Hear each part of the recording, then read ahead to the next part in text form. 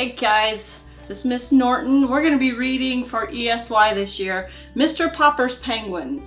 Now, I know there's a movie, Mr. Popper's Penguins. Please don't watch the movie because we're going to watch it at the very end. So we're going to read through the book and we're going to do some fun activities, okay? So this is Mr. Popper's Penguins by Richard and Florence Atwater. Okay, we're going to read chapter 1 and 2 today. All right, chapter 1, Stillwater.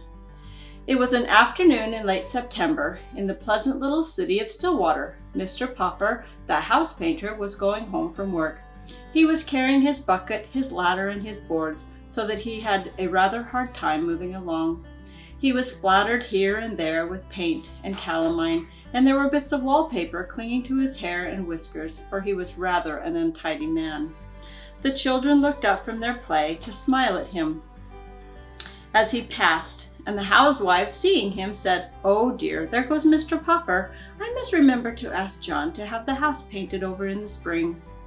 No one knew what went on inside Mr. Popper's head, and no one guessed that he would one day be the most famous person in Stillwater. He was a dreamer. Even when he was the busiest, smoothing down the paste of wallpaper or painting the outside of other people's houses, he would forget what he was doing. Once he had painted 3 sides of a kitchen green and the other side yellow. The housewife, instead of being angry and making him do it over, had liked it so well that she had made him leave it that way. And all the other housewives, when they saw it, admired it too, so that pretty soon everybody in Stillwater had 2 colored kitchens. The reason Mr. Popper was so absent-minded was that he was always dreaming about far-away countries. He had never been out of Stillwater. Not that he was unhappy. He had a nice little house of his own, a wife whom he loved dearly, and 2 children named Janie and Bill. Still, it would have been nice, he often thought, if he could have seen something of the world before he met Mrs. Popper and settled down. He had never hunted tigers in India, or climbed the peaks of the Himalayas, or dived for pearls in the South Sea. Above all, he had never seen the poles. That was what he regretted most of all. He had never seen those great, shiny, white expanses of ice and snow. How he wished that he had been a scientist instead of a house painter in Stillwater, so that he might have joined some of the great polar expeditions. Since he could not go, he was always thinking about them. Whenever he heard that a polar movie was in town, he was the first person at the ticket window, and often he would sit through 3 shows. Whenever the town librarian had a new book about Arctic or the Antarctic, the North Pole or the South Pole, Mr. Popper was the first to borrow it. Indeed, he had read so much about polar explorers that he could name all of them and tell you what each had done. He was quite an authority on the subject. His evenings were the best time of all. Then he could sit in his little house and read about all the cold regions at the top and bottom of the earth. As he read, he could take a little globe that Janie and Bill had given him for Christmas once and search the exact spot that he was reading about. So now, as he made his way through the streets, he was happy because the day was over and because it was the end of September. When he came to the gate of the little neat bungalow at 432 Proudfoot Avenue, he turned in. "Well, my love," he said, setting down his buckets and ladders and boards and kissing Mrs. Popper, "the decorating season is over. I have painted all the kitchens in Stillwater. I have papered all the rooms in the new apartment buildings on Elm Street. There is no more work until spring, when people will want their houses painted again." Mrs. Popper sighed.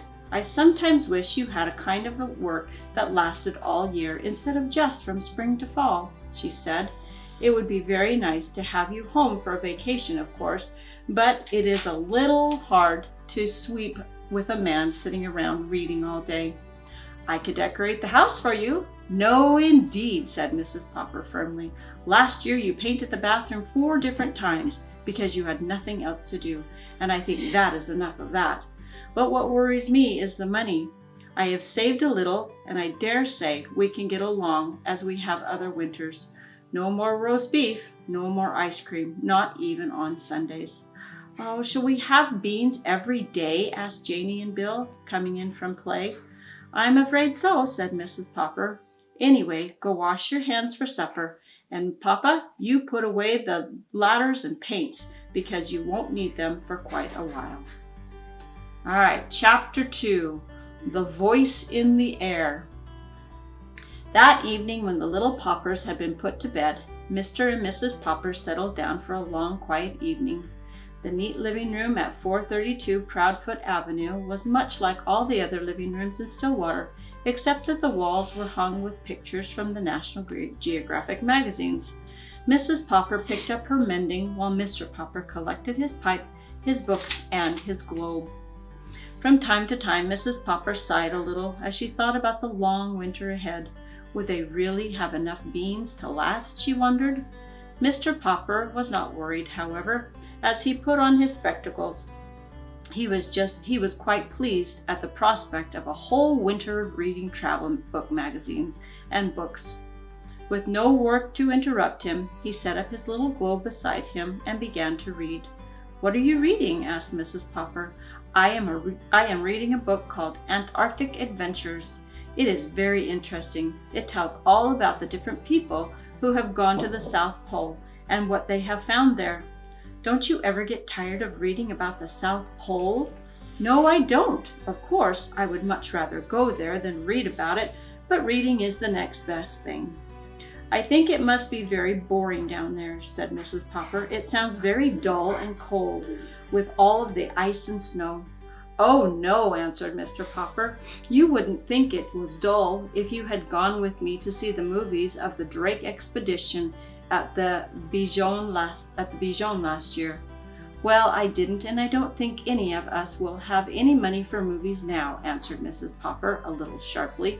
She was not at all a disagreeable woman, but sometimes she got rather cross when she was worried about money.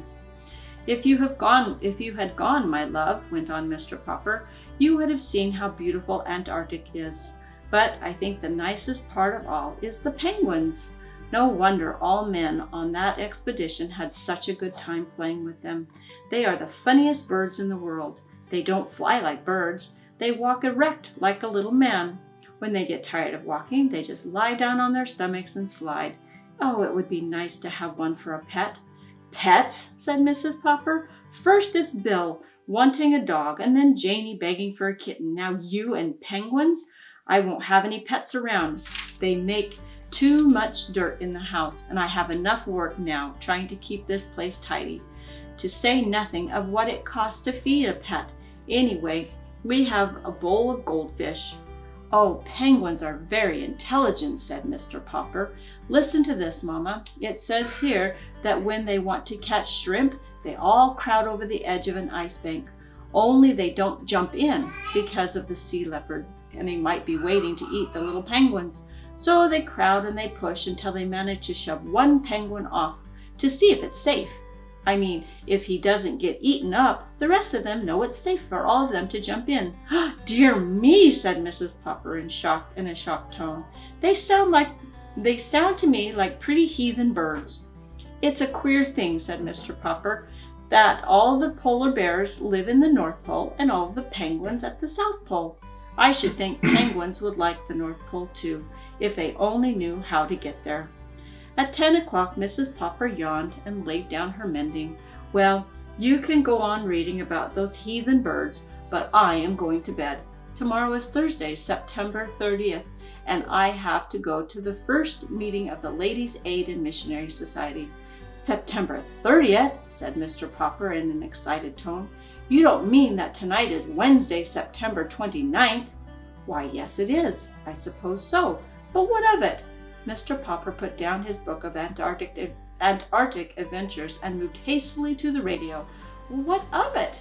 She repeated, as Mr. Popper pushed on the switch. Why, this is the night Drake Antarctic Expedition is going to start broadcasting. Oh, that's nothing, said Mrs. Popper. Just a lot of men at the bottom of the world saying, Hello, Mama. Hello, Papa. Shh, commanded Mr. Popper, laying his ear close to the radio. There was a buzz, and then suddenly from the South Pole, a faint voice floated out into the Popper's living room.